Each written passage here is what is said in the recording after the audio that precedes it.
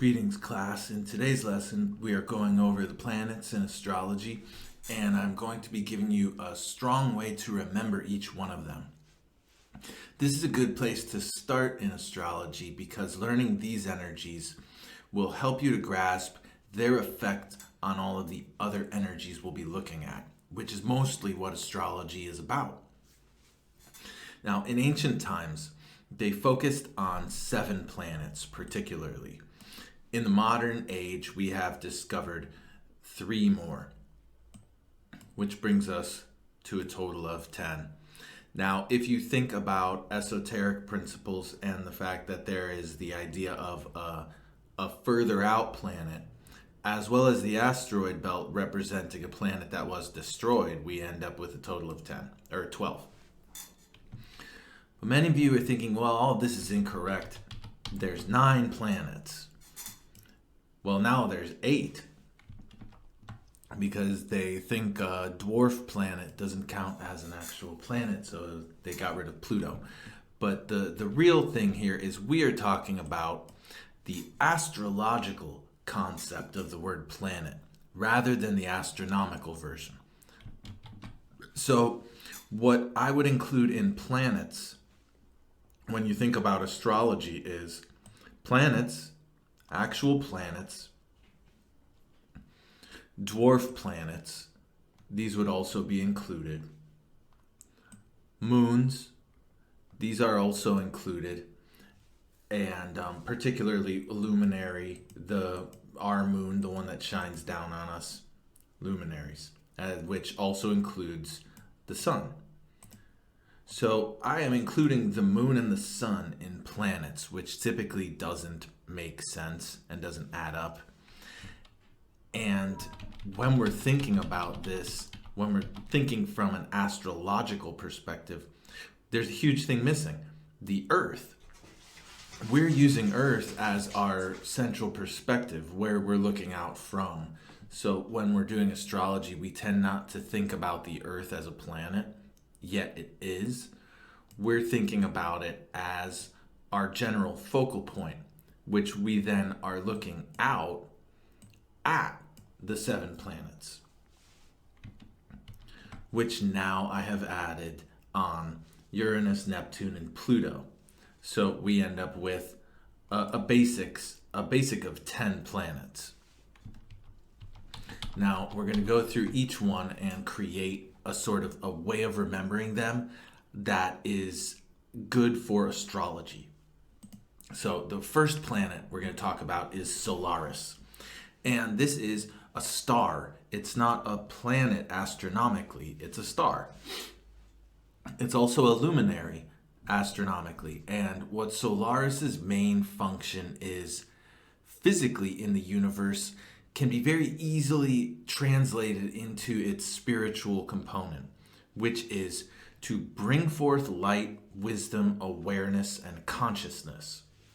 Now imagine if you got rid of the sun. How much light, wisdom, and consciousness would you have? You'd have none because you'd just be dead. And so Solaris is this energy of creating life and sustaining its awareness of itself. Both of these concepts are seen within the symbol of Solaris. So we draw the circle, just a basic circle. This is not a very good circle, but it'll do. And then a filled in smaller circle within it. This can be seen as the target symbol nowadays, but this is the original depiction of the symbol, Solaris. Now, like I said, this is creating life. So let me use a different color here for my arrows. It's creating life, and that's this outer shell. This is life. Your being, an animal, a blade of grass, and the awareness of itself within. So I would think of the symbol of Solaris as an egg and a seed within an egg. So the seed of consciousness within the shell of reality. And so Solaris is this incredibly powerful symbol that starts off everything. It may not be the oldest, it may not be the most focused or capable of the zodiac's planets, but it is the strongest by far. Solaris is the only star that we have in this system, so it's going to be the most powerful energy. Now, there is the idea of Nemesis, which is an alternative star, the brother star of Solaris, but that's not for this class. It's a totally different topic. Now, Solaris should be easy enough to remember, and we will go back over them all. But for now, we're going to move on. It would not be good to have you remember this as the sun, because it just kind of, it's a generalization. Solaris is better. I like the Latin terms, and I'll use them again with this one, which is Luna. Now, Luna is our moon, and it represents completely different things than Solaris. And I have to draw a pretty good moon here to give you an understanding of what we're looking at. So Luna's symbol is very easily associated with a crescent moon. This should not be difficult for anyone, so I'm not going to focus on it too much. But remember that Luna counts as one of the planets in astrology. Wherever the moon is going to have an intense effect on everything. I would say equal to that of the sun, even though it's not as powerful as the sun. Now, this is for very specific reasons. So right here, if you want to get a bit more into the esoteric interpretation of the moon, there's a crescent missing here, and it could perfectly be filled in by a circle. We see this sort of, the moon is like a reflection or like a cup or something grasping around, whereas the sun could have been seen as the fist.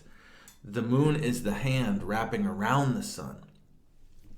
So Luna takes in all the energy of the sun and rebalances it, repositions it. This is about your intuitive energy. It's about your ability to mold yourself into a form that does not feel as much friction in this world. It's a very powerful symbol in astrology. Between Solaris and Luna, you have most religions and most full practices of magic and astrology just sitting within these two symbols. And this is why a lot of people are satisfied with sun sign astrology, which really isn't everything. There's so much more. It's so much deeper. And some people, they discover a deeper level of moon sign astrology, and then these two things become all of astrology to many astrologers. But they are just the first two. Now, the next thing I want to note with Luna is that we have received two major symbols of the planetary world so far.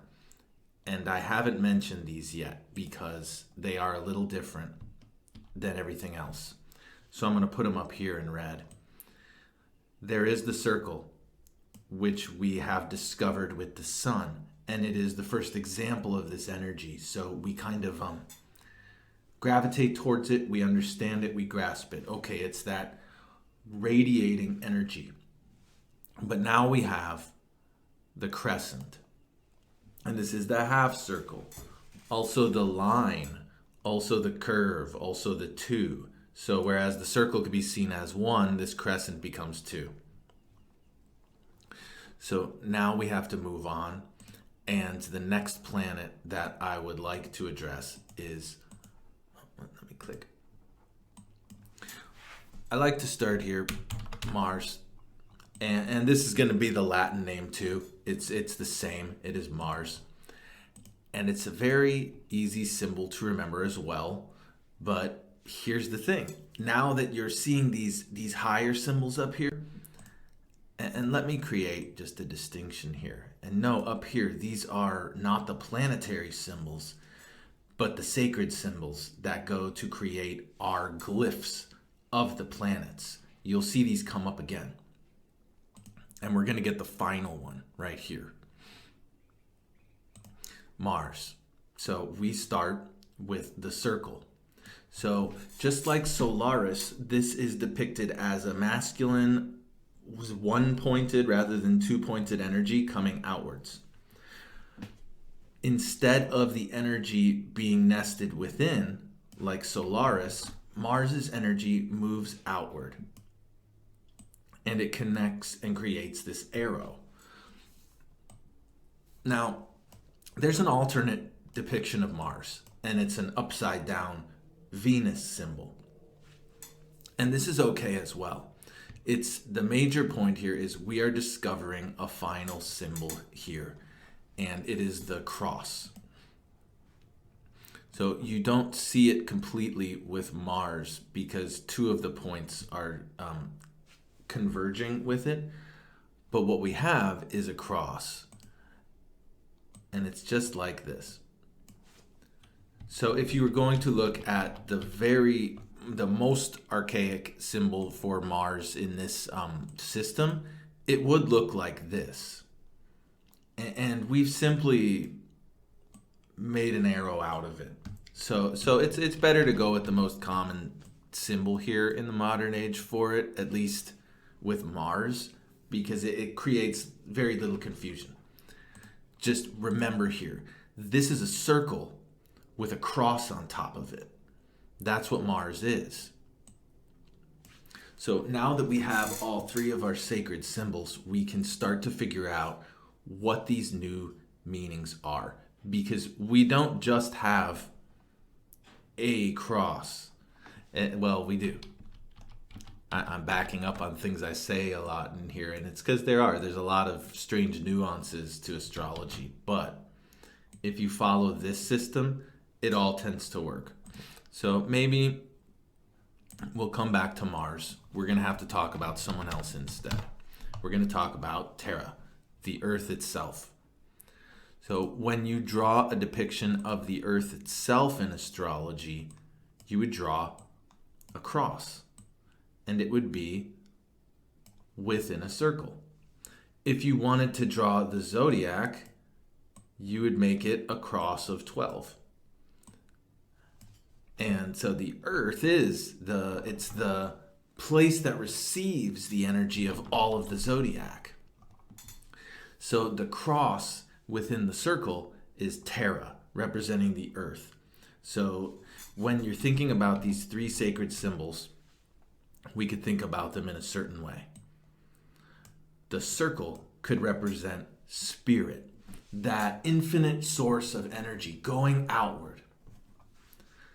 Then the cross could represent form, which is the body, the thing that takes in that energy and also puts it out. And then you have this middle marker, which is going to be what we think of as the soul. So we have spirit and form, which then reconcile together into soul or feeling. These three energies compose all that is. And so the planets are a set of combinations of these energies. And so we've already gone through the three planets that are just raw depictions of these energies. We have the sun, we have the moon, and we have the earth. Now we get into the combinations and amalgamations of these forms. And yeah, again, I'll start with Mars. Mars is spirit with matter or form on top of it. So spirit is driving matter. It is trying to make physical existence more spiritual, more involved. This is the sign of passion. This planet thus shows something, an energy trying to make something happen. Passion inflicting itself on form. Then we move on to its opposite. So Mars has a clear opposite, which is also the same name in Latin and in English, Venus.